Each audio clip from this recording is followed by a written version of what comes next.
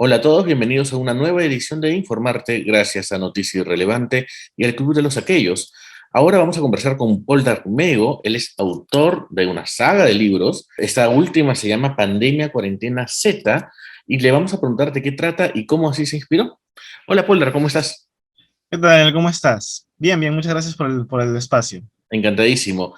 Cuéntanos, ¿cómo surge esta saga que me acabo de enterar son de 5 libros, ¿no? Va por el segundo, y cómo es que abordas estas historias. Bueno, el universo de Pandemia Z nace con un guión original de mi padre. Él era cineasta, guionista y demás. Y él era de Iquitos también, ¿no? De la selva del Perú. Entonces él tenía una idea de una pandemia zombie, él era muy, muy fan de este género, pero más con toques un poco más espirituales, si se quiere, un toque más como el misticismo, la cosmovisión selvática. Y pues después de que él fallece, yo pues retomo todo su trabajo y empiezo a revisarlo y me doy con este descubrimiento, por así decirlo, esta idea de la pandemia zombie. Entonces, un poco por honrar su memoria, un poco porque también, ¿no? Me gusta mucho el tema de los muertos vivientes, entonces es que de todas las primeras intenciones que tuve de ser escritor, me lancé hacia este libro, ¿no? Que es el primero, que es Pandemia Z Supervivientes. Ujú. Lo sacamos en el 2019 y la recepción fue muy buena, así que eso nos dio pie para poder continuar con la saga. Excelente. Pero tú ya escribías antes de encontrar este guión de tu padre, me imagino. No de manera profesional, o sea, no Ok. había publicado nada antes, ¿no? Recién en el 2018 es que inicio siendo seleccionado por una página española, el Círculo de Lovecraft, con un cuento acerca de horror cósmico en el mar y un tema así, pero publicaciones físicas, publicaciones a través de un editorial, recién con Pandemia Z Supervivientes. Ok, perfecto. Y cuéntame, el proceso de escritura que tienes, ¿cómo es? ¿Tienes la trama en tu cabeza antes o la vas descubriendo mientras escribes? Bueno, en un inicio fue bastante ensayo y error. Los Ujú. primeros manuscritos de Supervivientes eran muy distintos al libro que se terminó publicando, porque pues no había entendido, digamos, el proceso creativo, ¿no? Pensé que todo era verborrea literaria y que todo se plasmaba y que el arte fluyera. Y en realidad no, pues siempre hay un método y una estructura y un tema detrás, ¿no? Para eso también regresé a las lecciones de mi padre, ¿no? Quien me decía, pues, cómo es el proceso detrás de una elaboración audiovisual, ¿no? Todo el proceso previo antes de la filmación. Y como que eso me ayudó un poco también a crear mis propias tramas, ¿no? Es decir, estructuras previas, ¿no? A partir de ahí, el tema de la saga. Sí, efectivamente, hasta el cuarto libro lo tenía en la cabeza. Ya quería saber qué pasaba, qué se va a enfrentar y sobre todo el tema del origen, ¿no? Ujú. Porque eso fue lo que me rompió mucho la cabeza porque no quería que fuese algo típico como un virus, una bacteria, un hongo, que ya de por sí la literatura Z, el cine Z, ya ha abordado, ¿no? Entonces, en la saga yo planteo una nueva razón por la cual ocurre todo esto.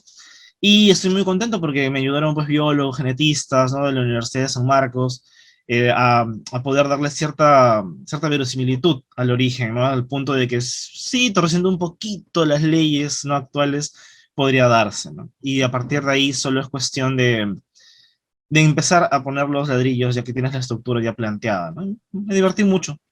Qué importante eso, ¿no? De tratar de encontrarle verosimilitud científica, si bien claramente hay algún tipo de quiebre, ¿no? Eh, Tratar de asentarlo lo más posible en la realidad y en la biología para que sea creíble, ¿no?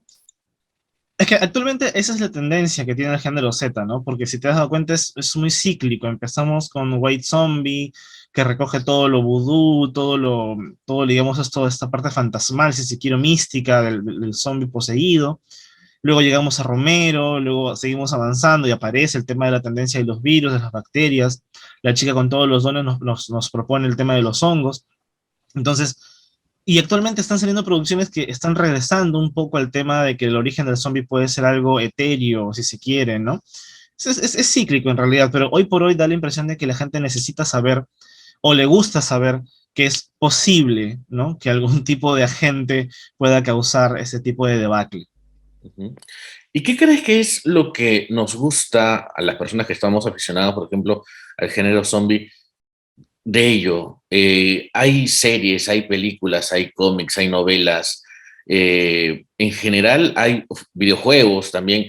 Hay una fascinación por el zombie. ¿Qué crees que es lo atractivo en eso?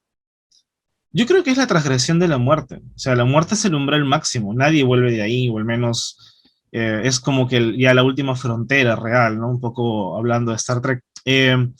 ¿Y qué ocurre? Que la muerte siempre ha sido venerada, desde siempre, desde la cultura más antigua que hemos podido tener como sociedad.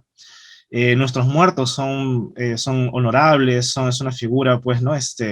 De recuerdo, entonces que algo vuelva de ahí resulta profano, ¿no? Resulta mucho más transgresor que tal vez un vampiro, un hombre lobo, cualquier otro ser que hemos tenido, ¿no? En la criptozoología. Además de eso, el hecho de que se espera que sea un descanso eterno, se espera que sea algo pues ya apacible, ¿no? Y lo que regresa es algo pues blasfemo, ¿no? Pútrido, necrótico, es una transgresión y es algo, es un insulto, es un denuesto a la memoria, ¿no? Y más allá de eso, creo yo que han habido ciertos creadores, ¿no? Refiriéndome a Romero en estos momentos tal vez, que utilizó, por ejemplo, el zombie como una muestra del consumismo, ¿no? Una muestra del capitalismo devorador, ¿no? Que mejor que un muerto comiéndose un humano, ¿no? Y él lo tiene, pues, por ejemplo, en esto del Amanecer de los Muertos, la película original.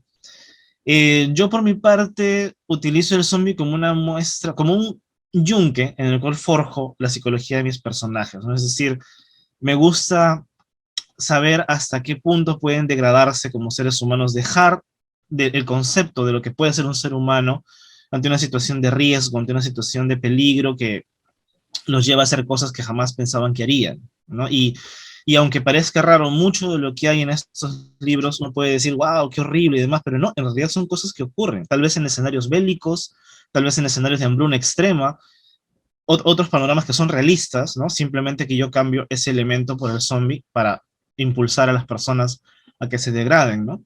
Y es una forma de decir, bueno, claro, podemos ser bondadosos, podemos ser generosos, podemos ser personas de bien, pero también está este otro lado, ¿no? Que también es parte de nuestra naturaleza.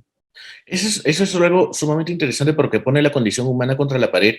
Una de las cosas que a mí me gustaba mucho, por ejemplo, de The Walking Dead, sobre todo en las primeras temporadas, era como cuando la sociedad cae y no hay reglas, y no hay un policía que te vigila, y no hay un poder judicial que te sanciona, cómo se empieza a reconfigurar la sociedad en base a lo que cada uno necesita, ¿no? Lo que cada uno requiere. Y en ese sentido, pues la condición humana se pone en jaque, ¿no? Me imagino que eso le pasa a tus personajes también. Sí, efectivamente. Lo que ocurre es que eso es una situación, por ejemplo, que se vive hoy por hoy. Por ejemplo, tú le puedes preguntar a ciertas personas sobre su percepción acerca de la seguridad ciudadana de Lima, por darte un ejemplo, ¿no? Y la gran mayoría te va a decir que sí, que tiene cierto miedo, que se siente cierta inseguridad, desconfianza, que se hacen los organismos que nos deberían proteger y un largo etcétera, ¿no? Entonces, ya de por sí se vive ese ambiente, ¿no? Lo que ocurre es que, por ejemplo, en el primer libro, en Supervivientes, lo que yo quería mostrar era, digamos, vamos a decir así como, ¿qué tan fuerte te puede golpear la realidad y cómo puedes terminar, ¿no? Entonces hay dos personajes muy opuestos, ¿bien? Mientras que uno se deja abatir por toda esta situación, por todo este catombe, el otro se niega a perder, pero esa necesidad de ganar implica que arrastre el resto quizás a su fin, ¿no? Entonces, ganar, pero ¿a qué costo? ¿No? En el segundo libro, que ya es cuarentena, ¿no? Pandemia Z cuarentena, ¿No? ya la historia es un poco más coral, hay más personajes, también es un libro el doble de extenso, ¿no? Entonces hay más tiempo para explorar más personajes y más arcos. Y ahí más bien el mensaje que quise explorar quizás es hasta qué punto, ¿no? El amor, en este caso filial, ¿no? de un padre por su hija, lo va a llevar a que haga cosas que no pensaba que haría, ¿no? Es decir, con tal de salvar a la niña, ¿qué estás dispuesto a hacer, ¿no? Aunque eso implique sacrificar a otros o bueno, tomar rumbos inesperados, ¿no? Y lo que funciona bien en ambas novelas es que no pasan en el mismo sitio, sino es una continuación, ¿no?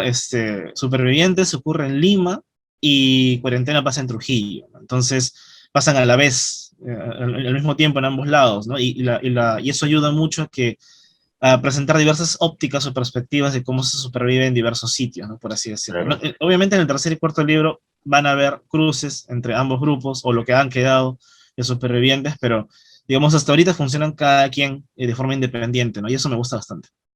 Perfecto. Y me imagino que, de acuerdo a tus orígenes, habrá algún momento en el que sucede en la selva. Bueno, lo que pasa es que geográficamente va a ser imposible, porque si te das cuenta, si ya todo ha caído, no hay aeropuertos, no hay aviones, viajar a la selva no es una cosa sino más Es sencilla. O sea, cierto, claro, claro, claro. claro, o sea, tengo cuentos de zombies que ocurren en Iquitos, que ocurren en Ucayali, ¿no? Pero como que son ejercicios literarios en los cuales me divertí solo para experimentar qué pasaría en tal sitio, ¿no? En las zonas de estado de la selva. Pero todo va a ocurrir en la costa, ¿no? Ya adelantando un poco para los que han leído el segundo libro, como que el tercer escenario ya se va dilucidando en las escenas postcréditos del libro, por así decirlo, Ujú. ¿no? Que es Guarmey, ¿no? Que es una zona del norte, bueno, de la costa peruana, de playas hermosas, ¿no? Ahí es donde, digamos, quiero ver si funciona el enfrentamiento final, ¿no? Wow, va a estar súper emocionante. Y dime, aparte de la cultura zombie, me mencionabas que también te interesaban otros aspectos de tipo ciencia ficción o de misterio, de magia. Cuéntame qué temas te atraen. Lo que pasa es que ya habíamos sacado Supervivientes y a los pocos meses nos agarra la pandemia real, entonces todo se cerró, ¿no? Me encanta la diferencia de la pandemia real, ¿no? Sí, Porque bueno, la otra es ficción.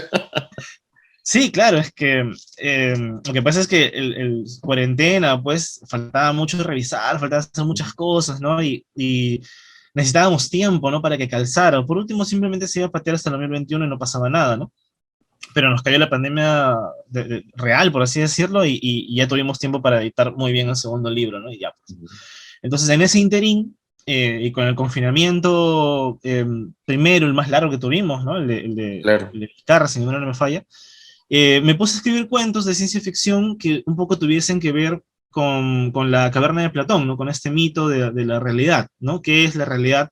Y que afuera quizás hay otra verdad, pero la gente se niega a salir de la caverna, ¿no? Entonces, bueno, hay muchos, Matrix, por ejemplo, es una parodia, bueno, una metáfora perfecta de la caverna de Platón. Y bueno, utilizando la ciencia ficción, escribí 9 cuentos y luego 10, porque salió una segunda edición, este es el Domo, Ujú. historias distópicas, ¿no? Aquí hay 10 cuentos de ciencia ficción en los cuales pasa eso, ¿no? Hay una especie de realidad, la gente cree que esa es la verdad, cree que están seguros ahí, o por último, si no están seguros, el miedo los mantiene encerrados, y alguien abre la puerta, ¿no? Así, muy a lo Truman Show, ¿no? Alguien abre la puerta y dice, bueno, mira, que hay afuera, ¿no? Y ya depende si sales o te quedas, ¿no? Porque lo curioso de la caverna de Platón es eso, ¿no? Es que a pesar de que alguien te diga que estás viviendo en un hoyo y afuera hay verde y hay luz y hay comida, la gente, por miedo a que sea mentira, Sí, se claro. quedan en la mediocridad, ¿no? Se quedan en ese hoyo, ¿no? Entonces es muy interesante la psicología humana como va por ahí, bueno, ya de profesión, sí, pues soy psicoterapeuta, así que te puedo hablar que eso es justo lo que pasa mucho con las personas, ¿no? Tienden a quedarse en su zona de confort por miedo. Entonces, este librito pues me ha traído muchas alegrías, ¿no? Ha sido traducido en lengua de señas peruanas, ha sido, algunos cuentos han sido traducidos al inglés, han sido llevados al teatro, o sea, el librito está dando mucho, ¿no? Y el que salió en febrero de este año es que es el libro del Erebo. Ujú. Eh, Aquí lo que quise hacer es experimentar ya un poco con cosas más macro, ¿no? Y tiene 5 cuentos iniciales de horror cósmico, es decir, de monstruos, de cosas que se pueden traer a la Tierra en un parpadeo, de sectas, de cosas muy ocultas, ¿no? De sacrificios. Y luego 4 cuentos más, que es, lo llamé el ciclo de la mariposa, que básicamente trata sobre femme fatales, ¿no? Mujeres que debido a ciertas circunstancias se convierten en asesinas seriales, ¿no? Y buscan la mariposa, que vendría a ser el simbolismo de la perfección, ¿no? Entonces, no sé si has visto esta leyenda, ¿no? Que incluso salió en esta serie de vikingos del águila de sangre. No, creo que no. Es una tortura vikinga en la cual se supone que despellejaban al preso, ¿no? Le abrían la piel de la espalda y era una cosa horrible, pero lo convertían en una suerte de águila, pero hecho de un humano, ¿no?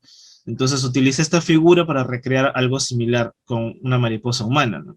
Y las chicas o las mujeres de estos cuentos Son mujeres que utilizan todos los medios posibles para encontrar su mariposa perfecta, ¿no? Y ha sido catalogado como, pues, uno de estos libros raros de literatura erótica y de horror, ¿no? Aquí en Perú, que somos muy pocos los que hacemos esta particular tipo de literatura. Ujú. Qué interesante. Y Ujú. Poldar, ¿dónde se pueden conseguir tus libros? Bueno, en el caso de Supervivientes, la verdad no sabría decirte. Vi uno en Casa Tomada, la librería de Casa Tomada que está en San Isidro, pero afortunadamente ya recibí el visto bueno de que se va a reeditar porque ya se terminó todo el tiraje. Eh, Así que para la FIL, la Feria Internacional de este año, vamos a tener la segunda edición de este libro. De ahí, Cuarentena, lo puedes conseguir ya sea a través de Torre de Papel Ediciones, que es la editorial que me ha publicado, a través de su página web. No está en electrónico porque hemos tenido ahí unos temas, pero porque en serio la gente piratea muy rápido. Sí, entonces está en físico únicamente, lo pueden conseguir con Torre de Papel. También me pueden contactar, tengo algunos ejemplares, no hay ningún problema, me buscan como Paul Armego en Instagram o Facebook y listo. En el caso del domo, igual, también con Torre de Papel o conmigo, Ujú. ¿no? También me quedan algunos ejemplares.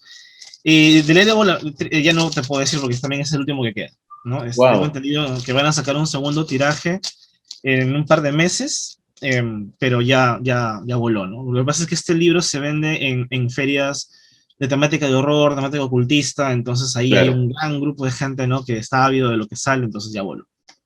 Perfecto, genial. Bueno, felicitaciones por la producción y que sigan viniendo las sagas y los libros. Muchas gracias. Gracias, Daniel. Un abrazo.